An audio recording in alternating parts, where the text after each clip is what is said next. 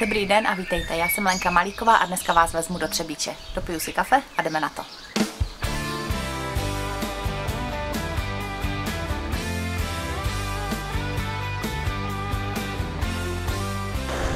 A my začínáme kde jinde než na náměstí. Třebíčské náměstí je pojmenováno po Karlovi. Jako po Karlovi, ne po Karlovi, jako po Karlovi, ale po Karlovi. Tak zkuste hádat, po kterém Karlovi je pojmenováno. Tak třeba tamhle pán vzadu, jo, vy říkáte Karel z účastníků zájezdu. To je výborný tip, ale já bych se zeptala ještě dál, má někdo nějaký další tip? Tamhle paní a vy říkáte Božský Karel, tak to určitě také stojí za zvážení, ale není to tak, náměstí je pojmenováno po císaři Karlu IV., českém králi. A teď na vážnější notu. Míříme totiž na židovský hřbitov. Třebíč má jeden z největších a nejlépe zachovaných evropských židovských hřbitovů. Právě proto byl v roce 2003 současně s židovskou čtvrtí a bazilikou svatého Prokopa zapsán na seznam UNESCO.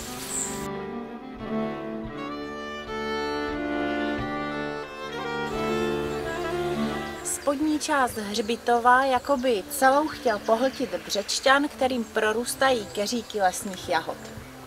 Na hřbitově je 11 000 hrobů na 3 000 náhrobků od barokních až po klasicistní. Jedna z třebíčských legend vypráví o starci Rafaelovi, který žil během 30leté války v dobách, kdy Třebíč trýznil mor. Modlil se stařec Rafael a modlili se všichni v židovské čtvrti, ale modlitby zůstávaly bez odezvy. Rozhodl se učinit oběť. Vykopal si hrob, navršil vedle něj hromadu kamení a do hrobu ulehl. Kamení se na něho zesunulo a zbavilo ho života. Mor v židovské čtvrti ustal. Jeho náhrobek najdete na samém konci hřbitova. Je označen číslem 8. Další ojedinělou památkou zapsanou na seznam UNESCO je bazilika svatého Prokopa. Nejstarší doložitelnou stavbou na území dnešní Třebíče je benediktinský klášter, založený roku 1101.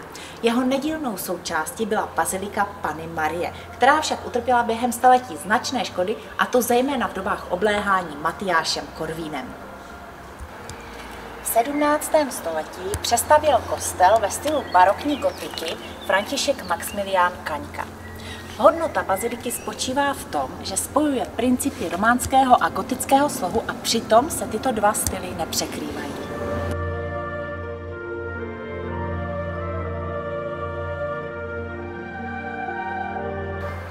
Bazilika dnes nese jméno svatého Prokopa. Žil v 11. století a byl to první opat sázavského benediktinského kláštera. Bývá znázorňován s ďáblem na řetěze, jak po něm šlape, anebo s ním oře. A vy se nezapomeňte podívat na baziliku za mnou, kde je nádherné rozetové okno a nad ním trpasličí galerie. Nejcennější částí baziliky je vstupní portál ze 13. století.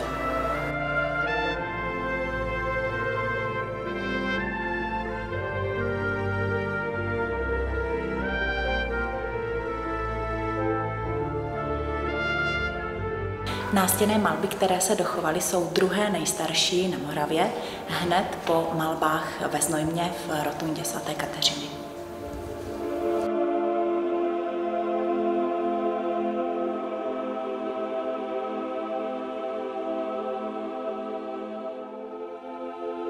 Nejstarší částí je krypta pod kostelem, která sloužila jako pohřebiště mnichů. No a vidíš ty sloupy? Krásně zdobené hlavice mají. Víš, kolik jich je, těch sloupů? Určitě nevíš. 50. Jak to víš?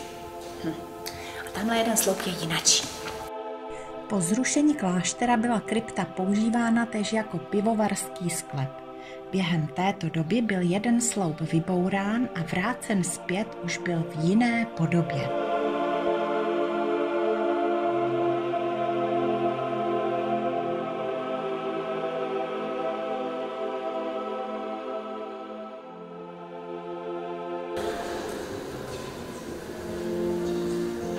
svatý Prokop a vidíte, má ďábla na řetěze.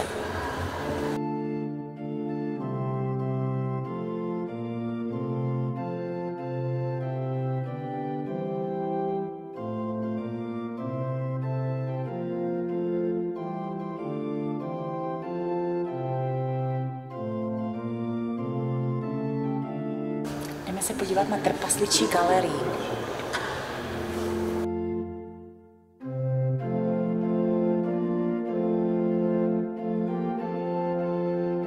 Když je noc kostelů, tak máte možnost dostat se až na trpasličí galerii a pokochat se krásným výhledem na celou Třebíč.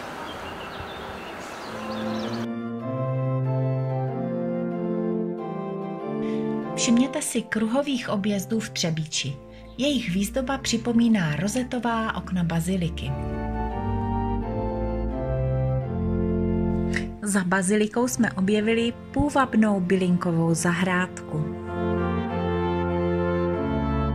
Bylinkové zahrady jsou nejstaršími historickými formami zahrad. A to nejen z důvodů kulinářských, ale také léčitelských. Hele, Pupalka. Po Staré Lípě zůstal v zahradě tady tento pařez. A ne každý si všimne tohoto kukátka, nás na něho upozornil pan Kostelník.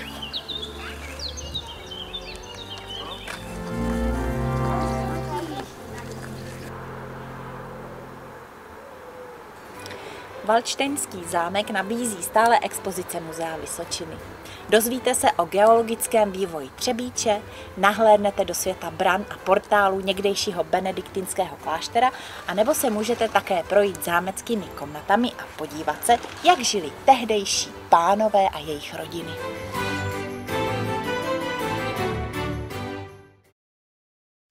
Je nejvyšší čas vydat se do čtvrti Zámostí, nebo do Židů, jak říkají místní. Pražská židovská čtvrť praská ve švech, jak je nacpaná turisty. Ale tady v Třebíči budete mít všechno úplně pro sebe. Během 70. let chtěli komunisté židovskou čtvrť zbourat. Naštěstí se tak nestalo.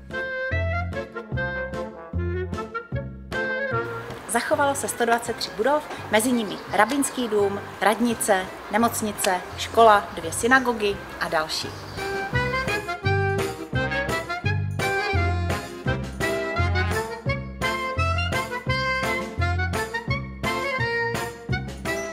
To, co zůstalo, je úžasně autentické. Byť se může někdy zdát zanedbané a osamělé. Ale to je právě to charisma, které hledáme a které tady v židovské čtvrti v Třebíči nacházíme. Jedna z nejzajímavějších budov je hotel Josef 1699. Jedná se o typický příklad takzvaného kondomínia, kdy zvenku máte pocit, že vidíte 7 různých domů, ale vlastně se jedná o jednu budovu spojenou s schodištěm a chodbou do jedné budovy. Takže se jdeme podívat dovnitř. Židé byli vykázáni do vymezeného prostoru do skalnatého svahu k řece Jihlavě. Zde nebylo možné stavět do šířky, takže se domky začaly zvyšovat. V roce 1724 už měla čtvrť 95 domů, o které se však dělilo 209 majitelů. Domy byly rozděleny jak horizontálně, tak vertikálně a nebylo žádnou výjimkou, že miniaturní kuchyni sdílelo několik hospodněk. V hotelu se nachází rituální lázeň mikve, ve které se koupali ortodoxní židé. Právě pod tím poklopem skleněným. Tyto lázně se umísťovaly do sklepů budov, protože museli mít přítok a odtok čerstvé vody a měly být tak hluboké, aby se do nich vešel dospělý člověk. Taky malý, ne, ty dvířka?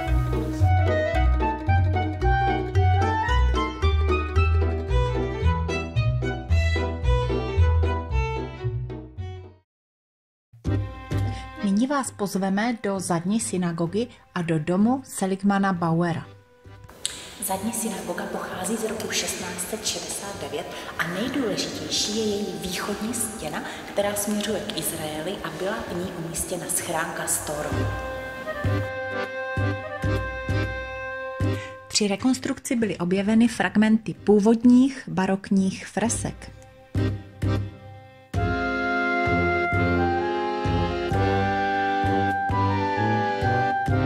Jak vypadalo ghetto v roce 1850, si prohlédnete na ženské galerii. Vedle zadní synagogy můžete navštívit dům Seligmana Bauera, který je propojen se synagogou. Můžete se podívat, jak byla uspořádána židovská domácnost a ve spodním podlaží také uvidět obchod. Domácnost vypadá tak, jako kdyby ji rodina opouštěla ve chvatu, což jí dává velmi emotivní ráz.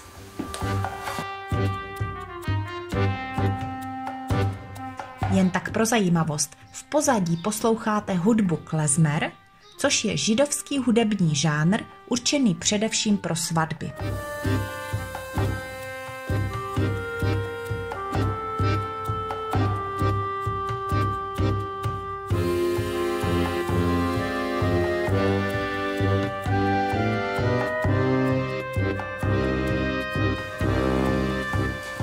Co si pán bude přát? Máme výborné hamantaše, čerstvě napečené cukroví, anebo taky tady pečivo, vytažené z pekárny. Tak co to bude? A teď se pojďte podívat na něco, co byste ani neřekli, že je památka UNESCO. Jsou zde totiž stavby, které působí poněkud rozpačitě a bohužel je žádný návštěvník nepřehlédne, jelikož nejsou ojedinělé.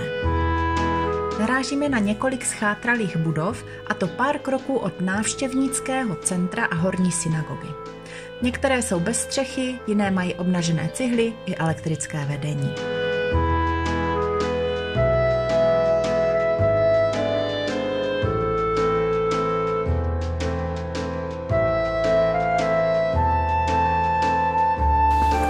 Dívej se, do čeho šlapeš. Pojďme si zlepšit náladu. Zjistila jsem, že se tady dají ochutnat židovské dobroty podle původních receptů. My jsme narazili na nádhernou zahrádku, která si říká Vrátka. Vítám vás ve Vrátkách, kavárna Vrátka. Zaměstnáváme osoby znevýhodněné s handicapem, různým handicapem. A tady ze sociální rehabilitace se klienti starají o tu nádhernou bylinkovou zahrádku. Taky podle toho vypadá, z které vyrábíme potom domácí syrupy, čaje bylinkový a limonády. Nádherná zahrádka. A já jsem tady dostala výborný cukroví. Už si dokonce pamatuju, jak se jmenuje. Tady ty trojúhelníčky podle židovských receptur se jmenují hamantaše. Ano. A jsou plněné meruňkovou marmeládou, ano, makem nebo povedlím. Ano. A Ořechy, ano. Takže jako takovýhle cukroví tady vyrábí podle židovských receptur. Vřele doporučujeme k navštívení, je to nádherné místo. Vždy na cestách hledám místní speciality a v Třebíči o ně teda rozhodně není nouze.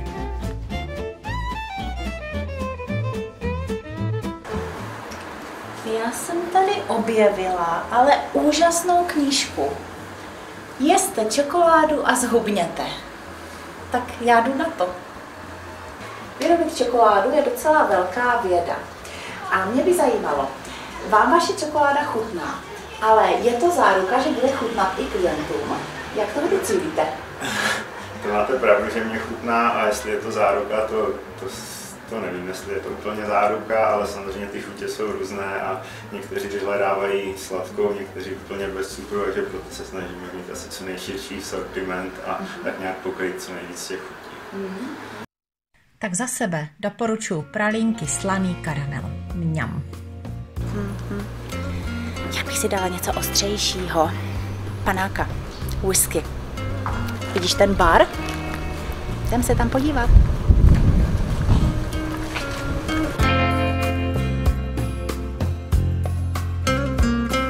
Jednu whisky, prosím.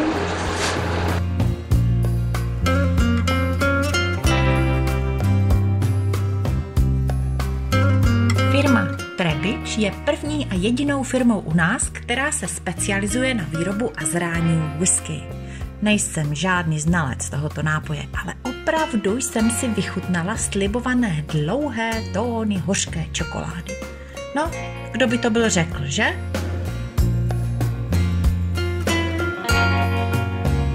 Harmonický chuťový zážitek a mám v skutku nutkání ho opakovat. Důvodů k návštěvě tohoto baru je hned několik. Jedná se o českého výrobce, firma je držitelem certifikátu košer kvality a bar se nachází přímo v srdci židovské čtvrti. Na zdraví! Karlovo náměstí je jedno z největších náměstí v naší republice. Bylo velkolepě vytyčeno ve 13. století. Uprostřed náměstí je socha Cyrila a Metodě a všimněte si prosím také malovaného domu a domu černého. V malovaném domě na Karlově náměstí můžete navštívit historický stereoskop, který promítá 40 obrázků o Třebíči.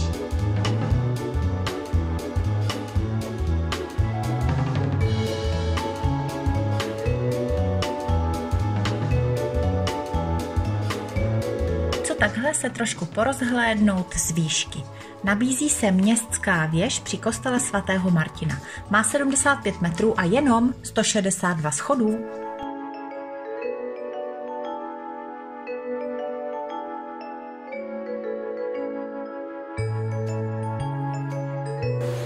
Ve věži pobýval věžník a ten tady mýval i svou kozu. A hlásili odsud pravidelně čas. Ovšem pouze do 3 světových stran, protože na tu 4. k směrem k Hřbitovou se nesmělo hlásit, aby nerušili zemřelé.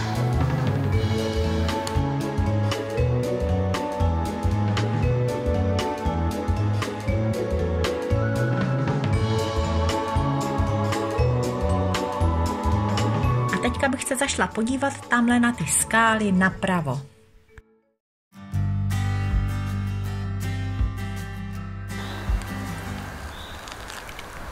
Kousek nad židovskou čtvrtí je Haskova zahrada.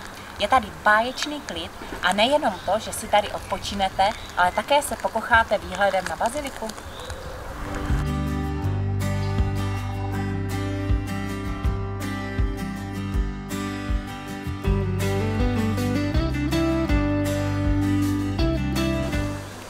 Třebíč bývala dříve opevněná jako každé jiné středověké město. Zachovala se část tohoto opevnění, dneska se jí říká hrádek a bývala to dvoupatrová věž se střílnami. Za zdí židovského hřbitova se nachází geologický park. Najdete tady 18 kusů hornin, na každém je vybroušená ploška, aby bylo jasné, jak vypadá v ušlechtilém stavu, a pokud si naskenujete QR kód, tak se dozvíte o každém kameni více informací a odkud pochází. Například toto je mramor ze Zblovic. Podívej, co mám. Zdravotní osvěžující nápoj. Dáš si taky? Dám. A kterou chceš? Červenou, žlutou? Červenou. Klasická zonka. Nápoj začal vyrábět v roce 1879 třebíčský rodák Ferdinand Kubeš. Dneska firma vyrábí na 50 různých sirupů a nápojů, všechno, co si moderní doba žádá.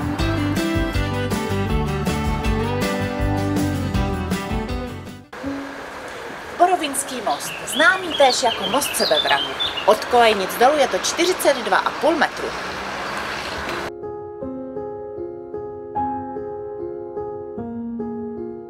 Já bych vám ještě chtěla říct jednu pověst, která se vztahuje právě tady k tomuto kameni. Ten se nachází u cesty z Třebíče směrem na Podsoucov. Kdysi na tomto místě žila babka kořenářka a ta léčila lidi a léčila je jenom za to, co jí kdo dal. Jenomže jednoho dne jí někdo podstrčil váček s penězi. A milá babka, jak čuchla k vůni peněz, tak už nic jiného nechtěla. No ale jednoho dne k ní přišla chudá žena a poprosila, jestli by vyléčila její nemocné dítě. Babka ženu odmítla a žena babku proklela. Podejšť bys, bábo, skameněla. A tak se i stalo. Z kdysi hodné a laskavé ženy se stal tvrdý, chladný kámen. Možná si po cestě všimnete komínů jaderné elektrárny Dukovany. Navštivte jejich infocentrum. Je velmi zajímavé a vstupné se neplatí. Půl hodiny cesty autem od Třebíče narazíte na město Náměšť nad Oslavou. Tady rozhodně stojí za návštěvu zámek se zahradou. Zámek vlastnili Žerotínové a v dobách Haukviců se dočkal barokní úpravy. Nakonec se stal letním sídlem prezidenta na Moravě. Avšak Edvard Beneš zde pobyl jen krátce. V zámeckých sálech je rozsáhlá a ojedinělá sbírka nástěnných koberců. Za pozornost stojí také knihovna obsahující 16 000 svazků. Většina míst, které navštěvujeme, tak jsou zatížena komercí a přeplněna turisty. Což je na míle daleko od míst, která na svých cestách hledáme. Ale Třebíč je jiná. V Třebíči najdete přátelskou atmosféru, kvalitní služby, romantiku a nádhernou přírodu kolem. Takže se určitě přejďte do Třebíče podívat. A kdo ještě nemáte zatrhnutý odběr našeho YouTube kanálu, tak si tak prosím učiňte právě teď. A já přemýšlím, kam pojedeme příště. Pokud máte nějaký nápad, tak nám to napište dolů do komentářů pod video a my se budeme těšit. Díky, naschle, čau.